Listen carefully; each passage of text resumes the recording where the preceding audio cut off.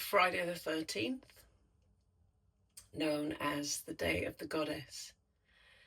And I'm going to do a flower reading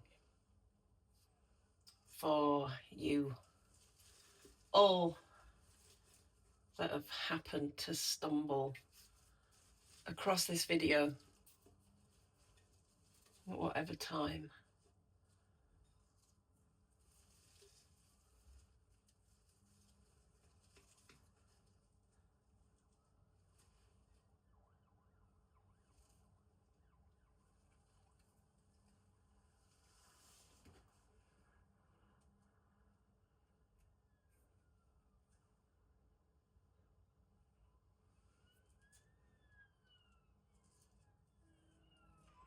So it's quite funny because carnations, I don't know about anywhere else, but in the UK, I have a bit of a preconception of them as a bit of a corner shop, petrol station kind of flower. It's the sort of flower that is always available cheaply in bunches. It kind of gives me that vibe of, we didn't really plan anything, so let's just go grab something. And they're actually a really beautiful flower. And this one in particular,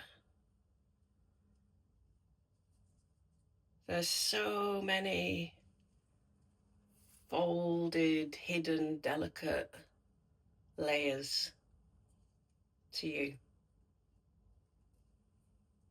So many. And I feel like these aspects of you have sometimes seen you go round and round in circles, almost like you're tying yourself in knots. That it's felt that to hold and to express and to contain all of these complexities, all of these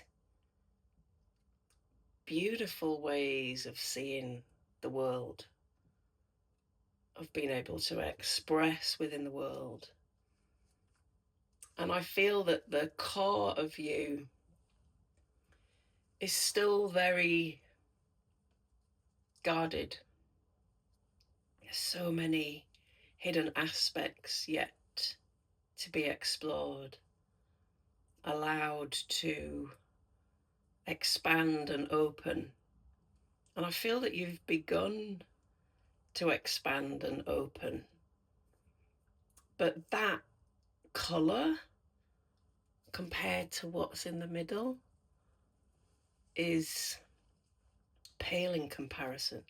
So I want to say that whatever steps you've been taken recently to express yourself, to share, to be more visible in the world potentially, that gosh, it's like the prequel. We haven't seen anything yet. And what we have seen is still a little bit of a pale comparison. Wounded, damaged, wilted, even tainted from what's happened in the past. So this first unfurling has been quite tentative. You might have stepped out and then retreated back. There's an uncertainty. There's a hesitation. There's a reluctance to fully let go, to fully express, to let what is in the depths of you truly come out, be seen. What is that fear?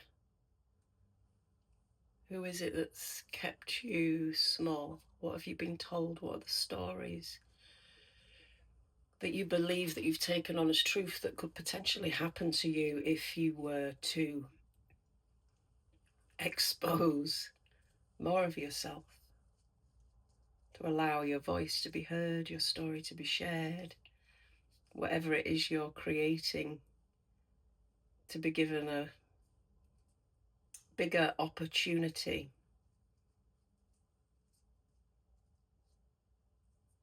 to unfold.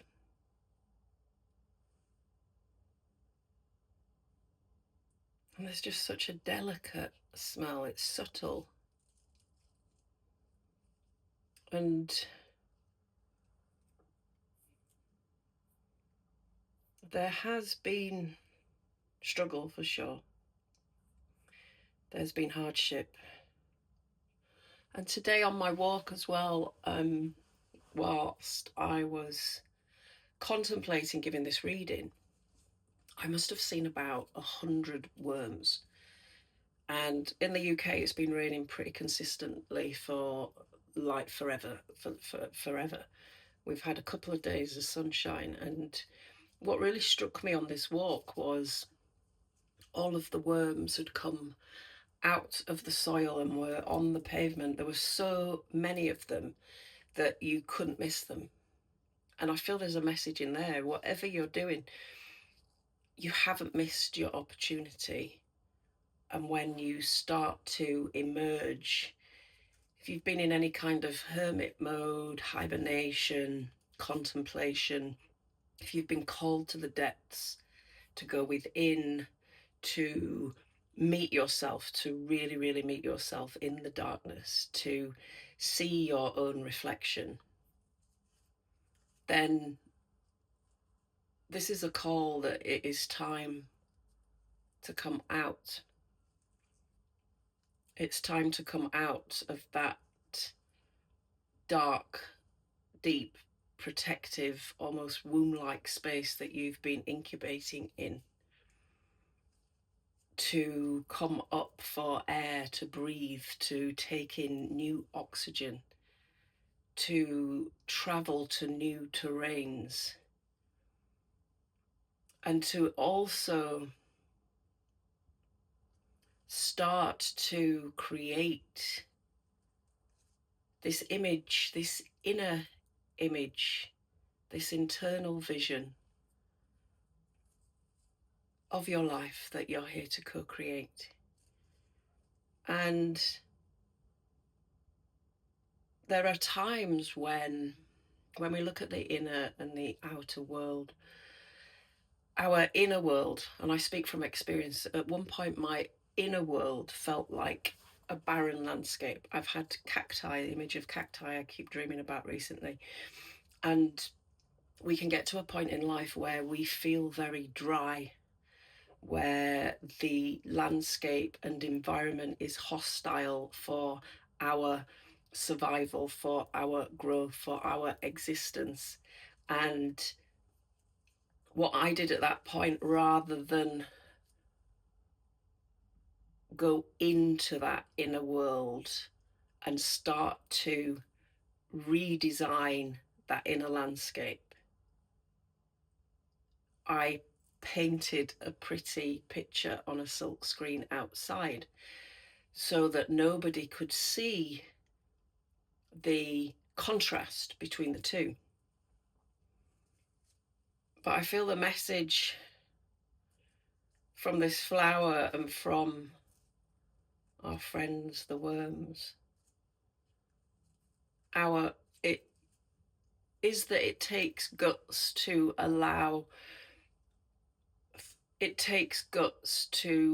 first face and meet what is in our inner world, especially if that feels harsh, especially if that is not of our conscious choosing and not the reality we want to exist in or see outside of us.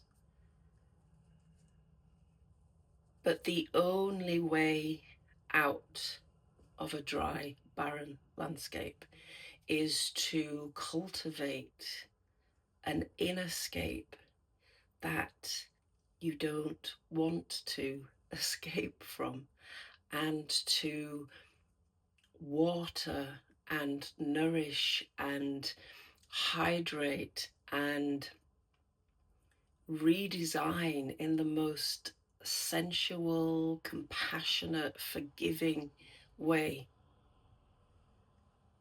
this beautiful depth within you. If you can have the courage to meet that, even when that is dark and empty and dry and hostile, and you begin to have the acceptance and awareness to, and the willingness to meet, to converse with, to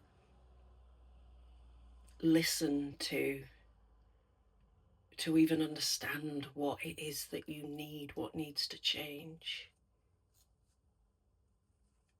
and then begin to give that to yourself, to your inner world, and to place more attention on that that is unseen than what is seen outside by the external world. And also, while this process is happening, to not, and this is the hard part, to not be frustrated,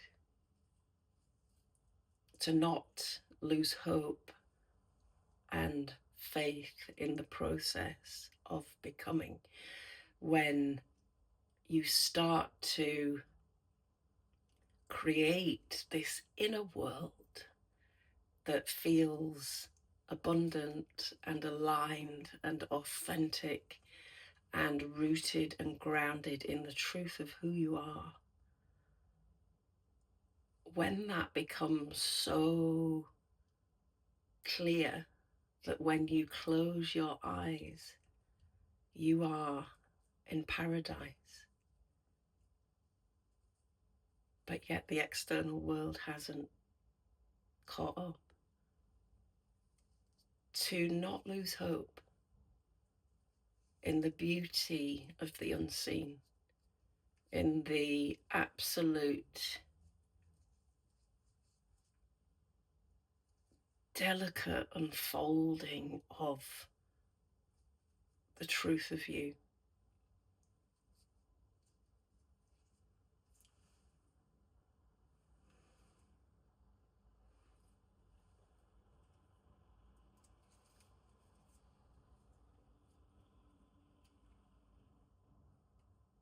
Can you trust? Can you have faith that all it is you need to do is to tend to that inner landscape, that inner world, your innermost self, and that that will radiate out into the world, that that will be reflected in what you see in the world? I hope that serves you in some small way.